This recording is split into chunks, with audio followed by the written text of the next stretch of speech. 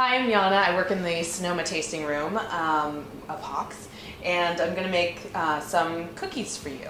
These were the thin, crispy, slightly salty cookie that came in your futures mailing. They're called pain d'almond.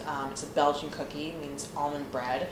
And the recipe is originally from a recipe or a baking book called Sweet Miniatures by a woman named Flo Breaker. I love the recipe because it's incredibly simple. It's really just sort of a two-step: melt some stuff, dump some flour, mix them all together, and most of the ingredients you probably have in your kitchen, save maybe the slivered almonds. But anyways, I'm going to start off by putting our dry ingredients into a bowl.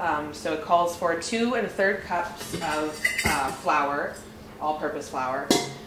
Calls for 1/4 teaspoon of baking soda, just a very small amount. You don't want a whole lot of leavening with this recipe because they're supposed to be flat and crispy instead of fluffy. And then the original recipe does not call for any salt, which I just find myself incapable of doing. I can't not add salt to a sweet cookie recipe. So I went ahead and I'm adding 1 teaspoon of kosher salt. You don't want the big, huge crystals. You want tinier crystals. So any type of slightly coarse salt would work well. And then you just give them a little zhuzh with a whisk.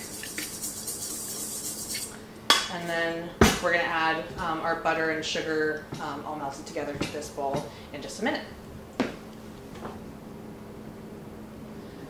So we're going to melt all the remaining ingredients together in a pot. So it's 1 1/3 cup of turbinado sugar. It's a coarse golden sugar.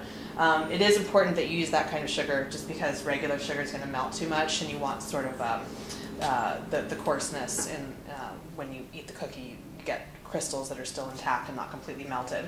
So you're going to melt 1 1/3 cups turbinado sugar with 1/3 of a cup of water, a teaspoon of cinnamon, and 8 tablespoons, also known as 1 stick, of butter.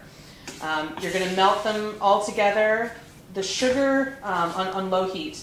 The sugar isn't going to completely dissolve, which is what you want. So don't keep cooking it until the sugar dissolves, like most recipes would instruct you to do. Once the butter melts, it's done. Okay, so this is what your butter-sugar mixture is going to look like once it's all melted. And as you can see, it's pretty thick and kind of viscous still, and that's just because a lot of that sugar is still unmelted. So we're going to take that over to our dry ingredients and mix that in. So I'm going to go ahead and add some almonds to the dry ingredients. I could have done that before, but I forgot, so I'm doing it now. It's 1 cup of sliced, blanched, or unblanched almonds. It doesn't matter. Just put those into your flour mixture. Just give it a couple turns. And then we're going to pour the melted butter and sugar into the dry ingredients.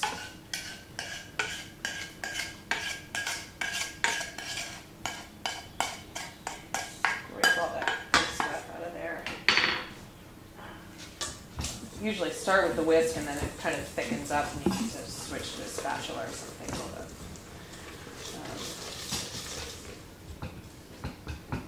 Okay, so it's all mixed together. I'm going to go ahead and get our pan.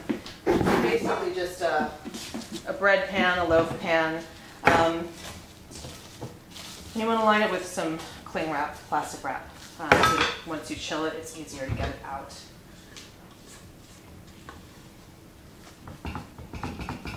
This recipe is so simple that I often like to just double it. And then you can either fill the whole thing with a double recipe or divide the batter between 2 pans. But it freezes really well, so if I'm going to bother doing the recipe, I usually go ahead and make another one that you can keep in your freezer, and then if you have some unexpected company come over, you can just slice them and pop them in the oven. You've got cookies in 20 minutes. So usually just smooth out the top a little bit so that they're going to be pretty uniformly thick once you slice them.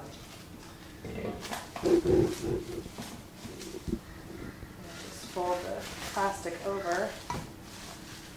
And we're going to chill this in the fridge for at least 2 hours. They do have to be pretty firm by the time that you take them out, because otherwise they'll fall apart and they'll stick to your knife. You can even freeze them if you want and slice them frozen. I prefer usually to refrigerate for 2 to 4 hours. That's what we're going to do. Okay, go ahead. So once you pull your dough out of the pan, you remove the plastic wrap, and then you try and get them as thin as you can. Thicker cookies are still delicious. They're just sort of a little bit more of a rustic style. You're supposed to get them as thin as a coin if you can, and I rarely do. If you can, good for you. You slice them. I'm going to go ahead and put them on a parchment-lined baking pan. You theoretically could use a Silpat, like a silicone pan liner, but I have found with those, and I think that the recipe also says that it takes a while longer for them to crisp up on the bottom, and I would imagine that you might have difficulty achieving the crispness without burning the almonds. So I would encourage you to do this. So then you're welcome to omit this step if you want. I really like a little bit of salt sprinkled on top of them.